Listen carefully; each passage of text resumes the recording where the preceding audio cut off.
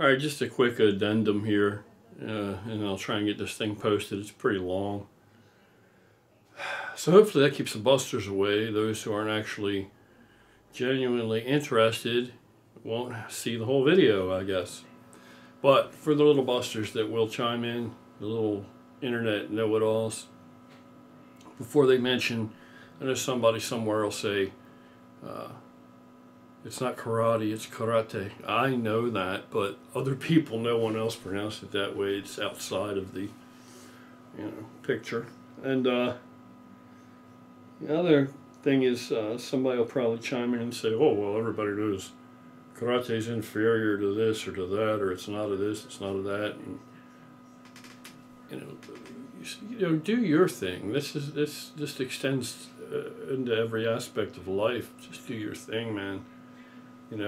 My whole, at that time, back then, it wasn't a whole lot of, there was a lot of sport, but it was still not the same. What I did was not a sport. There wasn't any rules, there weren't any restrictions or guidelines or any requisite safety equipment or any of that stuff. It's not like today's, the real Japanese, and I'm not just singling that out because I think that's the only credible martial art or combative type of discipline that exists in the world. It's just that happens to be what I have so much experience with.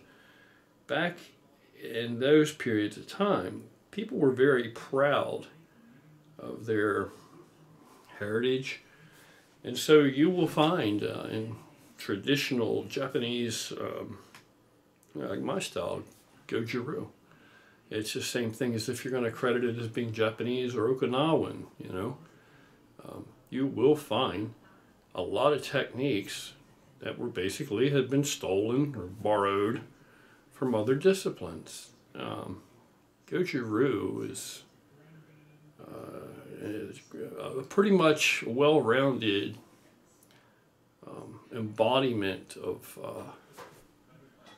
not only hard, typically thought of karate type of techniques, but also more soft, the whole soft aspect of it. This is a translation, Goju-ryu, hard, soft way.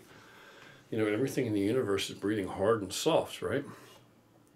The whole soft aspect was borrowed from Chinese Kung Fu, basically. The whole soft aspect of that was borrowed from Chinese disciplines and married to pretty much Okinawan, I guess, hard karate styles. So there's a whole lot of hybridization, and really Goju has got a lot of hybridization. You have USA Goju, you have Okinawan Goju, you have Goju-ryu, you have Japanese Goju-ryu, you have, who knows what else they have today, probably plenty. And I know we have quite a few Goju practitioners and traditionalists on this channel.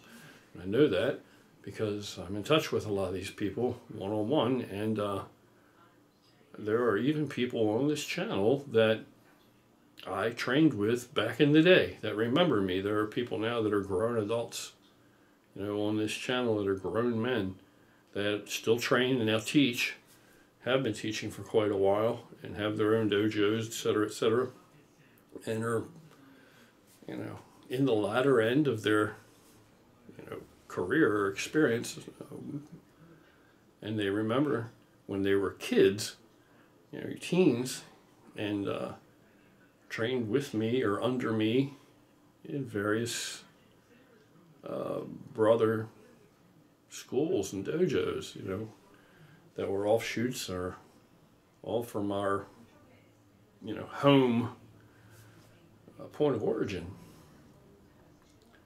So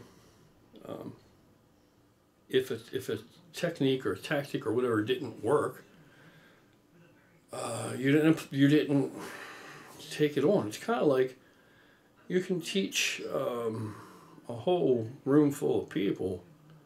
You can teach a dozen people all the same stuff over a period of years, and they're basically pretty much all of those people are going to develop their own style of fighting out of that sure, they're going to learn the prerequisite techniques, forms, etc., etc.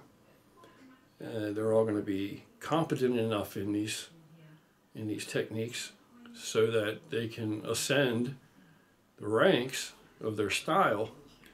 But in practice, when they actually fight kumite, or even really fights in self-defense situations, they are going to have their own take on that out of everything that they learn, all these techniques. It's like they're going to pick the ingredients to their own personal recipe.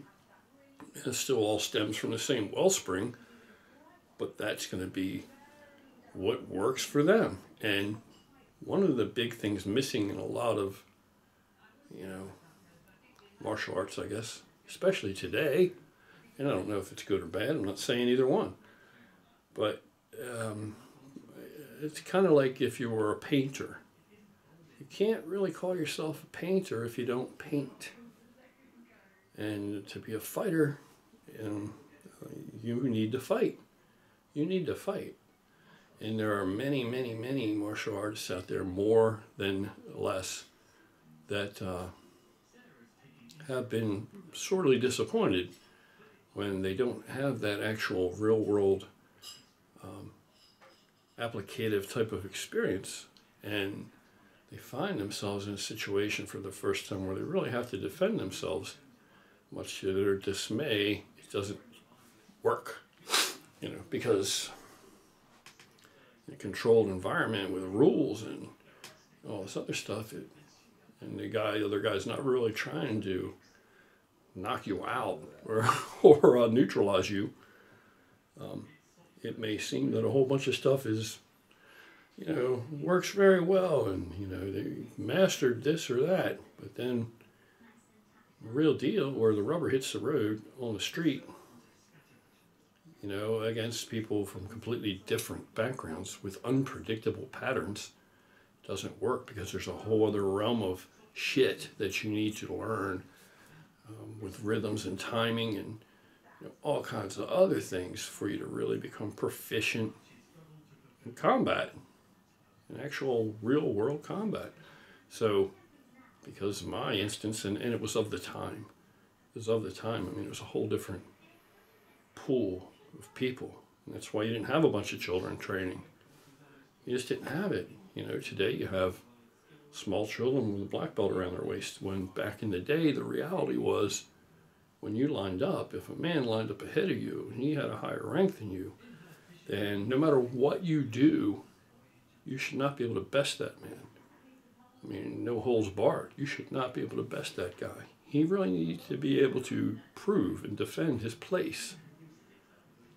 So that's why you didn't have any children and stuff like that. How are you going to have a 10-year-old black belt or 12-year-old black belt or 9-year-old black belt lining up against a lot of these guys that are hardened combat soldiers that have many, many years of hand-to-hand combative training, a martial art, a real discipline, and have developed and acquired not only their ability to control their rage and focus their intensity physically, but they actually have the sophistication of practiced technique and training to back that up.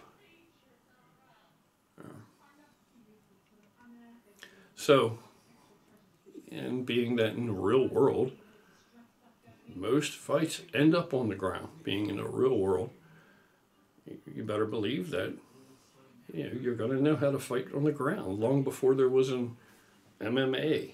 Mixed martial art, before it was called mixed martial art, existed, but nobody was going to give credit to a different style. Everybody, your style, your passion, your love, that's the credit of it all. But when you really look at things, there were lots of techniques brought in from here and brought in from there. And, Goju-ryu, Japanese Goju-ryu, you got a lot of Aikido in there, you have some Bondo in there, you have a lot of, my own personal style, there's a lot of stuff mixed in there.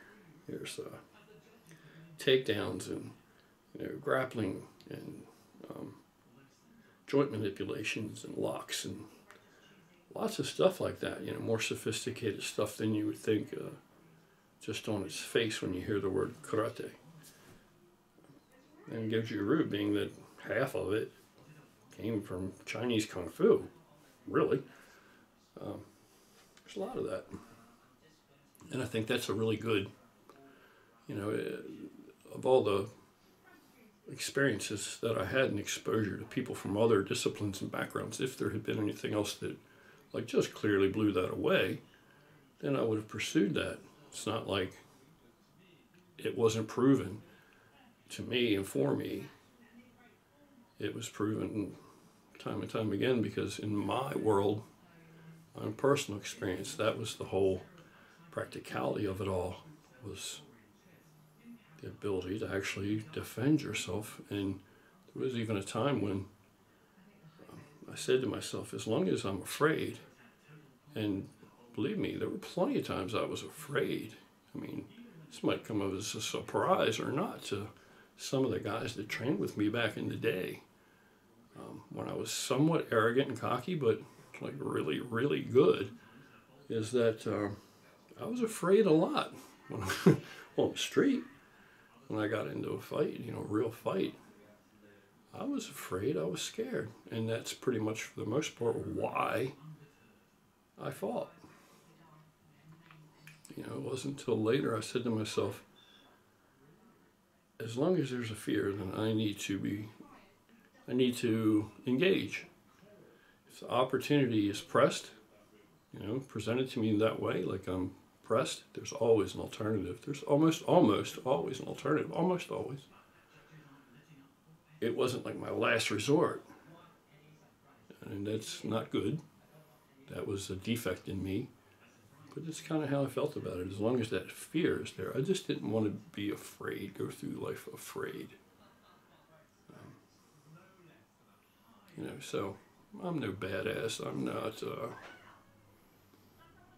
At the time I might have thought I was, but maybe I really knew that I wasn't at heart.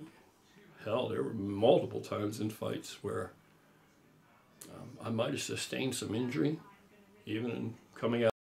I may have walked away with some injuries that blows that would never have landed or anything else, had I just really been willing to open that valve all the way up and just do what needed to be done.